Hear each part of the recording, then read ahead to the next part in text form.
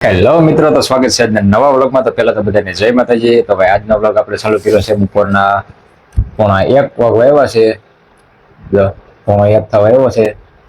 અત્યારે બપોરા પાણી કરીને મેં થઈ ગયા નવરા, અને આજે એક વસ્તુ લેવો છું, બતાવો હમણાં તમને. આમાં શું છે, ઘણાને એ વસ્તુ જોઈ નહીં હોય, અને જોઈએ છે તો અમુકને ખ્યાલ નહીં હોય. એવું જરૂરી નથી કે બધા જોઈએ જ હોય, બધાને નામ ખબર જ હોય. આપણે તો આજ લાવ્યા છીએ, અને આનું નામ શું છે ને જરાક કોમેન્ટમાં તમારે કહેવાનું છે.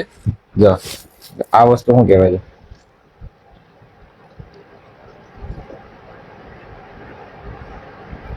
બરાબર લેવા છે આજ. લાગે ને આપણે ઓલા ઓક્ટોપસ જેવું લાગે છે. ઓક્ટોપસ લાગે. આવું કંઈક લેવા છે. અને આમ તો કોમેન્ટમાં ચાલો છતાંય કહી દેજો, પણ છતાંય કોમેન્ટમાં તમે કહેશો, પણ એ છતાંય હું કહી દઉં છું કે આને કહેવાય અમારે અહીંયા અમારા આ એરિયામાં, અમારા વિસ્તારમાં આને ગરમર કહેવાય. તમારે એ બાજુ કંઈક અલગ કહેતા હોય તો મને ખબર નથી. તમારા વિસ્તારમાં આને શું કહે છે એ જરા કહી દેજો. અમારે તો અહીંયા આને ગરમરી તરીકે ઓળખાય છે એને. અને આને શું છે કે અમારે પલાળે, અને પલાળીને પછી ખાવાની હોય એને. અને હળદરનું પાણી, હળદર હોય, મીઠું ને બધું પાણીમાં બધું મિક્સ કરી અને કટિંગ કરીને એમાં વ્યવસ્થિત આને બધું પલાળવાનું હોય. થોડાક ઘણા દિવસ તો પલાળવા દે, પછી થોડીક કૂણી પડે પછી એને ખાવાની હોય. અને આનો ટેસ્ટ તો આપણે ઘણી વાર ખાધું છે, આમ અલગ લાગે, આમ તુરા જેવું, કેમ છે ખટ મીઠું લાગે. અને આની અંદર જે કાચી કેરી આવે ને, એને ફાડા કરીને એ હોતા નાખવાના હોય એમાં, એટલે શું જલ્દી બગડે નહીં.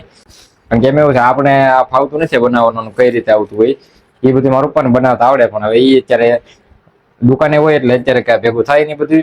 એટલે લાય અત્યારે લાવ્યા છીએ અને બતાવી ખરા કે ભાઈ આ ગરમર ને એવું લાવ્યા છીએ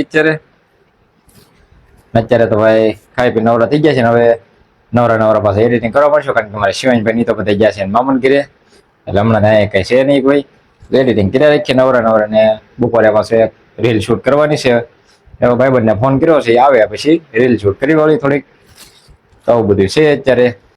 તો મિત્રો બપોરે આપણે રીલ અધૂરી મૂકીને અને વ્યા જતા સીધા રીલ શૂટ કરવા, કારણ કે એમ તો બપોરે થઈ ગયો તડકો, અને ભાઈબંધને ફોન કર્યો તો એ ફટાફટ આવી જતા, એટલે એને પાછું દુકાને જવાનું હોય ટાઈમસર, એટલે પાછું આપણે વ્યા જતા ફટાફટ ત્યાં રીલ શૂટ કરવા. એટલે પછી શું છે કે ખોટું તડકા નહીં છે. અત્યારે નવા ફોનમાં બધામાં પ્રોબ્લેમ આવે છે કે ભાઈ ઓવર રેટિંગની એરર આવી જાય. એટલે મેં કીધું અત્યારે વ્લોગિંગમાં ટાઈમ નથી બગાડવો, ફટાફટ રીલ શૂટ કરી વળે. અને પછી એ વેચે દુકાને, આપણે વેચે સીધા ઘંટીએ. અને ઘંટીએથી પાછા અત્યારે નવરા જતા, એટલે અત્યારે ઘરે આવ્યા, આવીને નાઈ કરીને થઈ ગયા ફ્રેશ, ને વાળું પાણી કરી લીધા છે.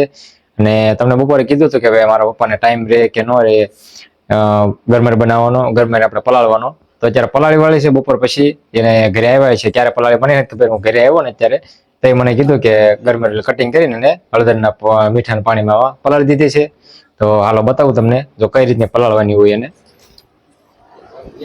એમાં એવું હતું, એને શું છે કે ગરમરને ખાલી છાલ ઉખાડીને અને છાલ ઉતારી લેવાની, અને પછી આપણે જે એના કેવડા કટિંગ કરવું નહીં તો બતાવવાનું. આમાં પલાળેલી છે.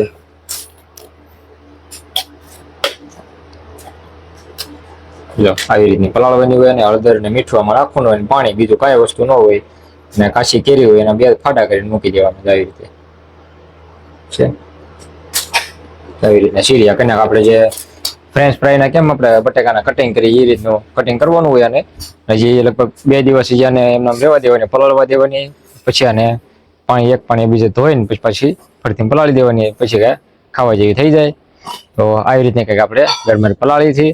અને આવી ગરમર કોને કોને ખાધેલી છે ને જરા કોમેન્ટ કરી દેજો. સારો તો હવે આજનો વ્લોગ આપણે અહીંયા પૂરો કરીએ છીએ. મળશું કાલે નવા વ્લોગમાં. તો ત્યાં સુધી બધાને બાય બાય.